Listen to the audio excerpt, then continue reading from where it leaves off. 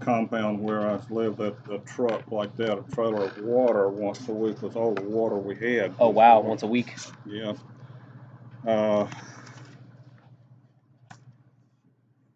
Pictures. That's a picture of me with an M60 machine gun and a hat, similar to that, and a different hat, but it's the same thing. M60 machine gun. This is what was called a forward observer tower, where we would set up and watch along the bunker line for enemy activity and call in artillery that was behind us if we saw, enemy activity. Yes, sir. That's the M16 right there. I've got. Our company in Vietnam actually had a tank. Oh wow. It was ordnance company, but it had a tank. It's called a Bullet Central. Our company commander was a former cavalry officer, and somehow he got a tank. I don't know how, but we used it for sentry, and nice. around. Like There's a Bob Hope show at Christmas time. My first sergeant, when he was leaving to go away, Sergeant Robert Knight, and the guy commanded our company. That's me right there sitting in the crowd at the Bob Hope show. Nice. Yeah. And that's M60 grenade launcher. It's like a little shotgun that breaks down. You put a grenade into it and shoot it. It goes, oh wow. You ever hear one go off? You ever see one? When I went through, we got to shoot them. Okay. Well, I got to shoot a bunch of them. I bet you did. I'm just talking basic, obviously. Yeah. Yeah. Yeah, I got to shoot a bunch of them.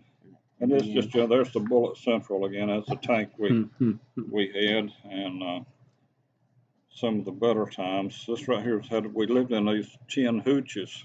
Okay. We called them, and it was just a concrete floor with a metal thing, and then sandbags up. We would sleep on cots, and there'd be sandbags up on the outside of this thing all the way around, and